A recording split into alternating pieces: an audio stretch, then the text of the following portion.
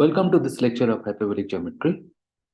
In this lecture, we'll show that triangles in hyperbolic plane are uniformly slim. So by that, what do you mean?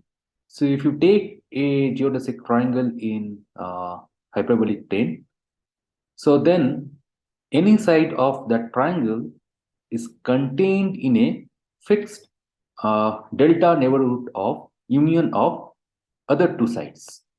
So this delta is uh, fixed for all the triangles of the hyperbolic plane, and delta, it is a positive number for this hyperbolic plane.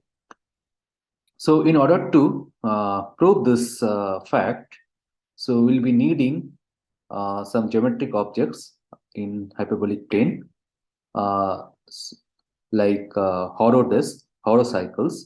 So these things will be needing there. So let us begin. So to understand the structure of triangles in hyperbolic plane, so let us first start with Horotis based at a real number. So here we are taking the upper half plane model of the hyperbolic plane. So first let me explain. So what do you mean by Horotis or horocycle based at x belongs to your R? Okay, so you take this x first to be in the real number, and now you take any circle. So you take any circle which touches this real axis or x axis at the point x. So that is the x axis, it is tangent to the circle I have taken. So for example, if I take this blue circle here, so this blue circle, so this touches the x axis at the point x.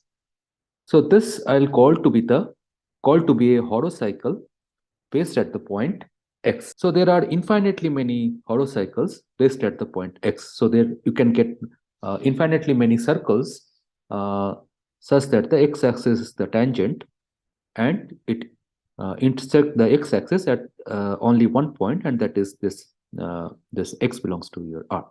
So this circle, it will bound a disk. For example, if I take this blue circle, so this will bound this disk. So this will bound this disk. So this disk, I'll call it to be Horodisk.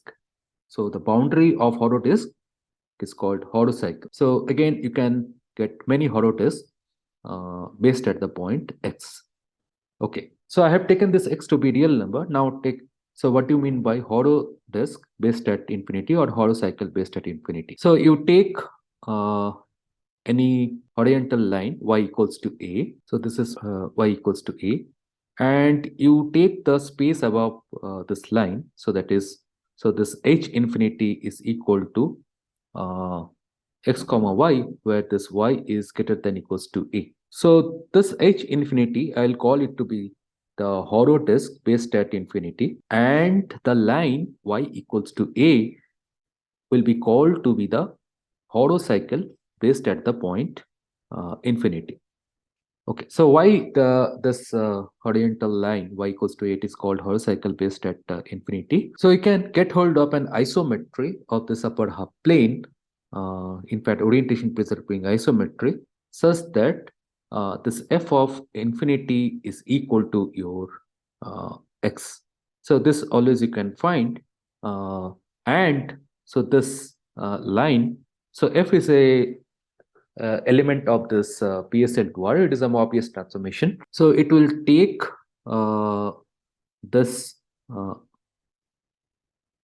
horizontal line to a circle, or again it is a straight line. So because this f of infinity is equal to your x, so the only possibility here, so we'll get a circle. So image of this y equals to a under f, so this will be a circle which intersect the real axis or x axis at the point x only. So therefore, so this we have this thing. So f of this set y equals to a, it is the Horo cycle based at based at x. So that is why this line y equals to a, it is called the Horo cycle based at infinity. So similarly, the space y greater than equals to a, it is called the Horotis based at infinity. Okay, so now let us move to other properties of this Horotis. So this space, this Horotis, so these are convex sets, or you can call it to be totally geodesic space. So by that, what do you mean? So if I take any 2 points in this Horotis, so the geodesic joining those 2 points. So if I take any 2 points here, so the geodesic joining these 2 points will lie inside this Horodisk. Yeah. So this geodesic, it will lie inside the Horodisk. So how do you prove this thing? So the proof is easy. So for h infinity, I mean the Horodisk based at infinity. So this fact is true.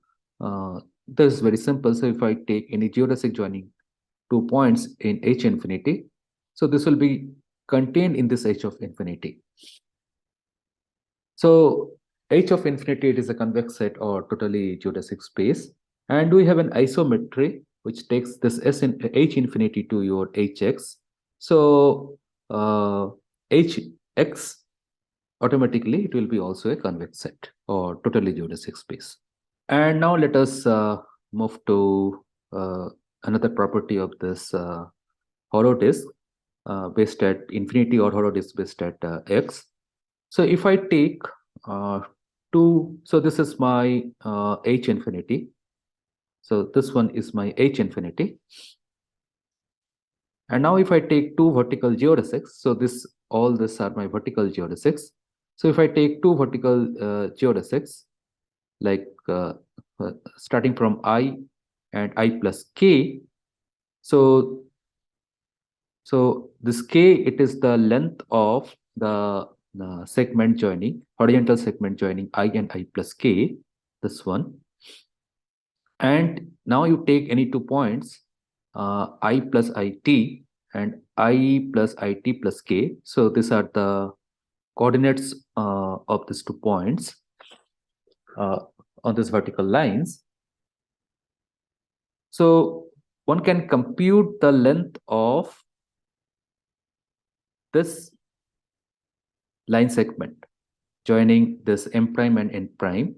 So m prime is your I plus it and n prime is your I plus it plus k. So this will turn out to be k e to the power minus s. So what is this s? So s is the hyperbolic distance from I to I plus it. Okay. So let us do this thing here. So I have written that thing here. So we wish to compute the length of the horizontal line segment I plus it and I mean I plus it and joining I plus it plus k. So with respect to the hyperbolic matrix, so we want to compute this thing. Okay. So first, so let us observe that what is the distance between this I and I plus it. So this we know. So this is log of I plus it by I. So which turns out to be log of I plus t. So that is equal to your s. And again, it is same as the hyperbolic distance between I plus k and I plus it plus k. So these two distances, so this distance and this distance, so they are same. Naturally, they will be same.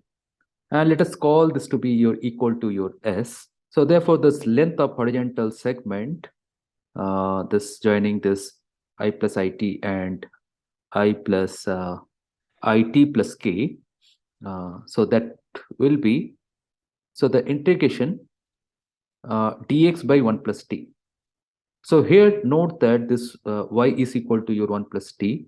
and y is constant on this. So you are integrating along this path. So y is constant here. So the dy will be equal to your 0. So dy will be equal to your 0. So therefore, so this integration, it turns out to be equal to k by 1 plus t, and log of 1 plus t is equal to s. So therefore, what do we have? So length of the horizontal segment is k times e to the power minus s.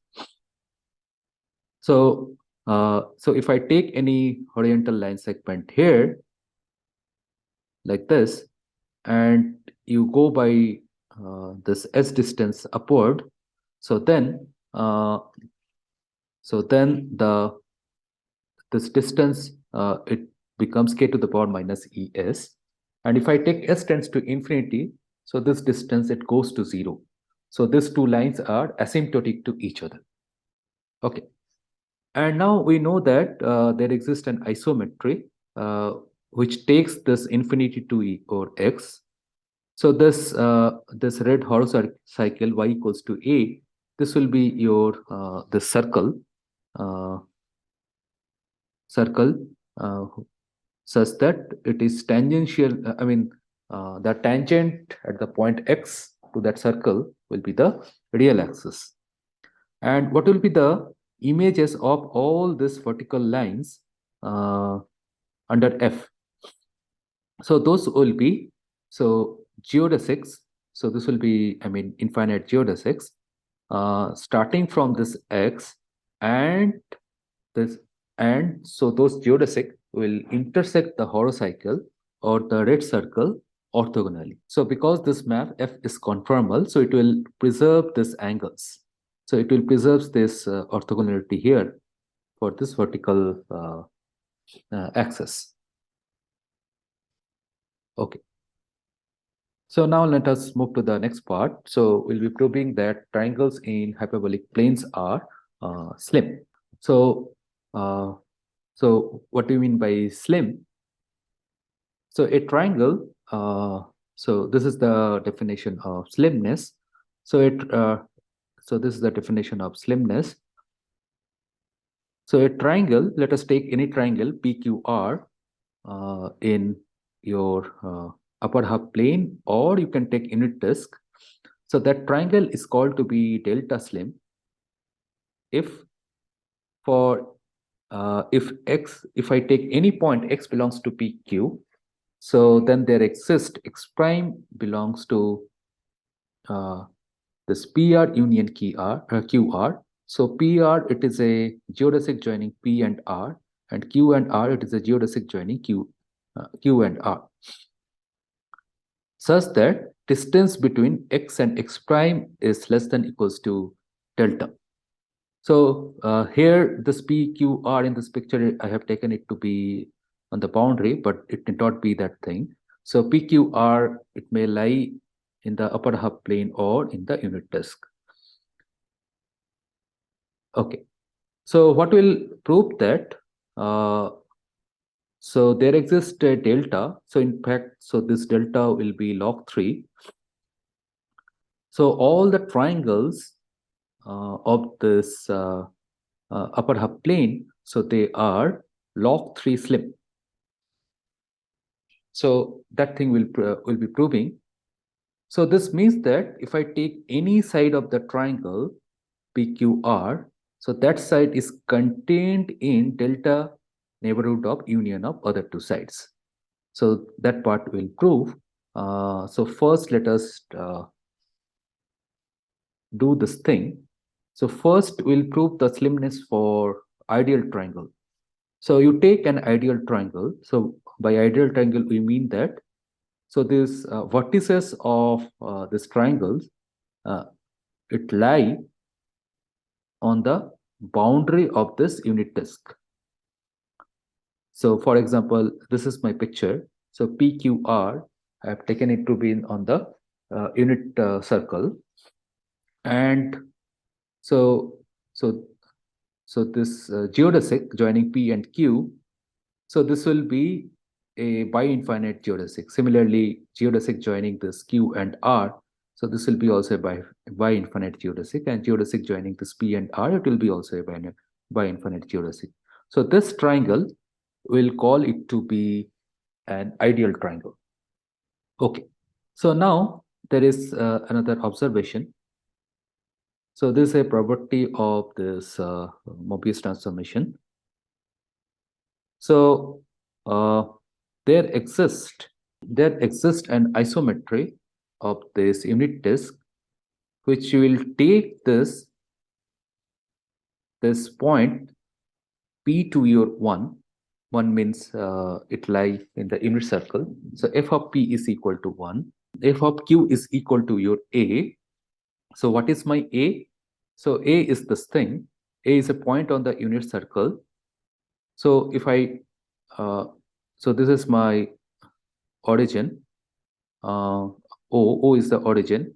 So join 1 to O by a line segment and O to A by a line segment. So A is a point on the unit circle such that this angle 1 OA is 120 degree. So this angle is 120 degree. So f of Q is equal to your A, and f of R, I'll take it to be B. Again, so what is my B in the unit circle? It is, so you take that this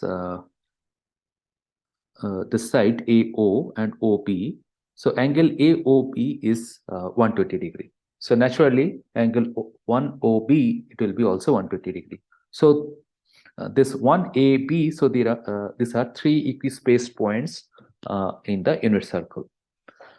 So this is a standard fact in complex analysis. So f of P is equal to 1, f of Q is equal to A, and f of R is equal to B.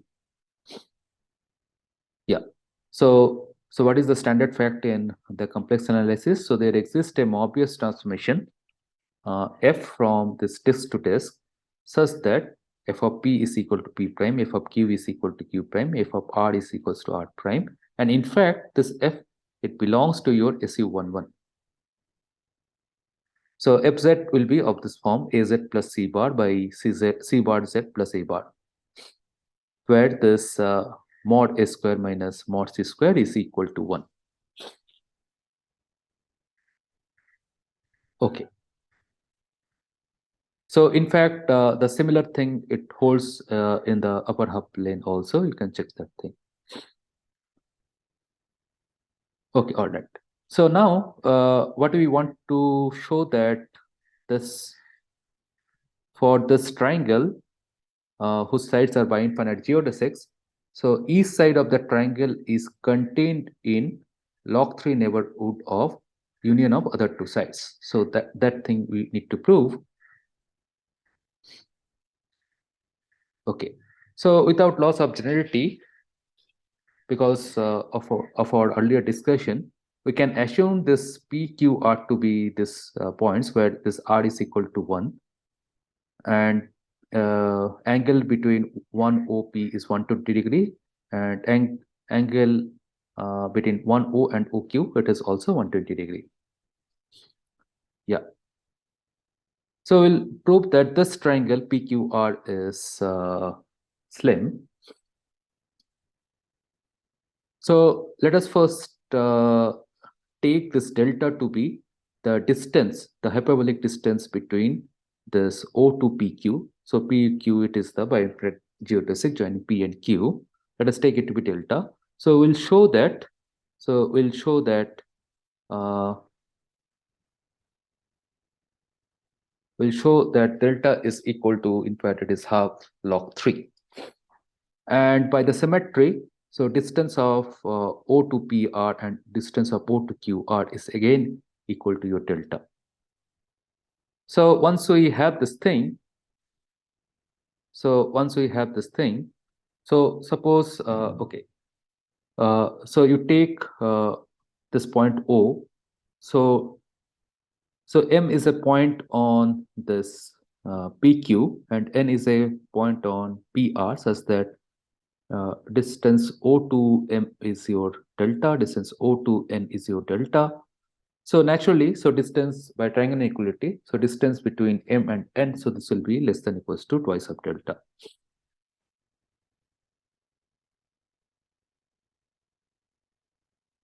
Okay. So another fact you observe that so we have learned about the Horotis and Horotis based at point x and infinity in upper half plane. And now if I apply this Mobius transformation phi z equals to z minus I by z plus I. So phi is a Mobius transformation. So again, it will take circle to circle or a straight line, or straight line to a circle or straight line. Okay. So this circle based at, so this horocycle based at x under phi, it will again go to a circle. Yeah. And so that circle, it will intersect the boundary circle, means mod z equals to 1, only at a single point. That is again very simple thing to show. And image of this horizontal line, so phi of infinity is equal to 1. So image of this horizontal line, so this will again be a this circle based at the point 1. Okay. So therefore, so my horodisk and horocycles are like this in the unit disk. Okay, all right. Okay, so now let us come back to this picture again. So we have this triangle PQR in the unit disk. So we have this triangle in the unit disk. And so far what we have shown that, so this distance between m and n is less than equals to your twice delta. And now from this upper half plane model, so again, so suppose this distance is your s, and so you move up by s distance both sides. So this length will be e to the power 2 minus n s times the length of this horocycle segment. So this horocycle segment. Okay. So therefore, naturally, so this distance, it will be less than equals to twice of delta, because this distance is going to 0 as you move towards P. Okay. So given this triangle PQR, so given this triangle PQR, you can split this triangle in a nice way. So you can split in this way, like this. And here also you have the same kind of picture here. So you can split this triangle. So all these portions are slim portions. So in fact, so this point will be something like this. Yeah. So all this thing I have written it here. So what we'll get here, so if I take any point on this triangle, let us take this point. So it'll get a point here. So whose distance is, so this distance, so this distance is at most your twice of delta. For example, if I take point here, so you'll get a point here. So this distance is at most twice delta.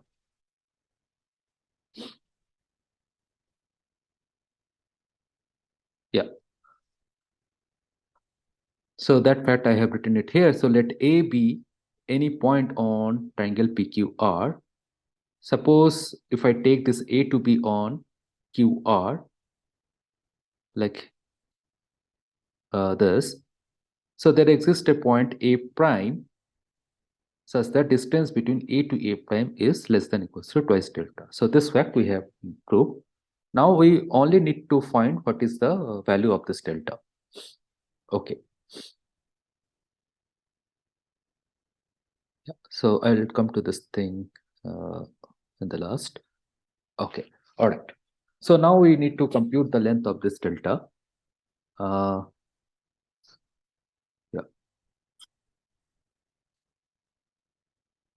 Okay. So we have this picture here.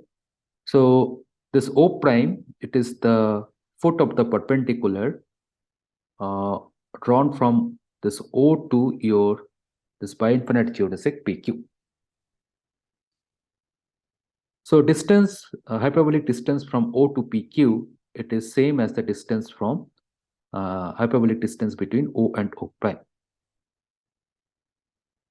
And now you extend this real line in this direction. So this tangent to this unit circle at the point P, so this will intersect at the real axis at S. So OS, so SP, it is the radius of that circle. So SP, it is the radius of the circle. And what is the distance, Euclidean distance between O and S? So this will be equal to your 2. So why the Euclidean distance between O and S is equal to 2? So this angle between PO O prime, it is 60 degree, right? It is the half of 20 degree. So it is 60 degree. And if I take this triangle OPS, it is a right angle triangle. The angle OPS is 90 degree. So, and distance between, Euclidean distance between O and P is equal to your 1. So base by, so this is the base of the triangle. So distance between O and P divided by distance between O and S. So this will be your cos 60 degree. So that's why, so distance between O and S is equal to your 2. So now what is the Euclidean distance between P and S? So you have to apply the Pythagoras theorem for the Euclidean case. So it will be root 3. And what is the distance between S and O prime? So distance between S and O prime, it is the same as the radius. It is the radius of the circle, right? Of the circles with center at S, and radius is distance SP. Radius is distance SP. And we have computed the distance between P and S, so that is root 3. So therefore, distance between S and O prime is equal to root 3. So distance between O and O prime, so this is basically your distance OS minus distance O prime S. So therefore, we have 2 minus root 3. So let us call it to be your R. So therefore, the hyperbolic distance between O and O prime, it is log of 1 plus R by 1 minus R. So basically, if I compute this thing, so this will be your half log 3. So therefore, so this distance of O to PQ, or distance between O to PR and distance between O to QR, is half log 3. So therefore, so this delta is equal to your log 3. So therefore, what we have proved that, so this triangle PQR is delta slim. So this ideal triangle is delta slim. And so we have taken any ideal triangle like this P prime, Q prime, R prime, and we have applied an isometry which takes this P prime to P, Q prime to Q, and R prime to R. So this triangle will go to this triangle. So therefore, this triangle P prime, Q prime, R prime is also delta slim. So that thing we have proved. And now we have to take a triangle inside this disk. So now what you do, so you take a triangle PQR inside this inside this unit disk like this. So the yeah, so PQR in the unit disk, not on the boundary. Now what you can do, so you can extend one side of this triangle like this. So this side PR you extend such that it this geodesic by infinite geodesic, it meets the unit circle at P prime and R prime. And now what you do, so you extend the extend one of the side of the one of the side QR, like here I have extended Q, which will meet the boundary at Q prime. And now you join this P prime Q prime, Q prime R prime. So this bigger triangle, so this ideal triangle, so this ideal triangle will contain this triangle PQR. So triangle PQR is contained in this ideal triangle P prime Q prime R prime, and we have proved that this ideal triangle is slim. So ideal triangle is slim. So therefore the triangle PQR is also slim. So again, let me tell you what we have proved.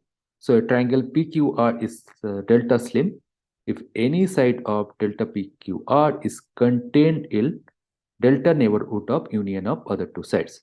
So that is, if I take any side PQ, so and if I take any point x belongs to PQ, so there exists a point x prime in the other two sides, I mean PR or QR, such that the distance between x and x prime is less than equals to delta.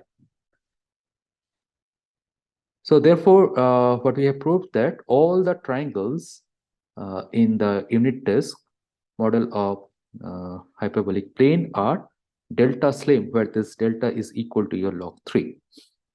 So delta is uniform for all the triangles, but this fact is not true in the Euclidean plane.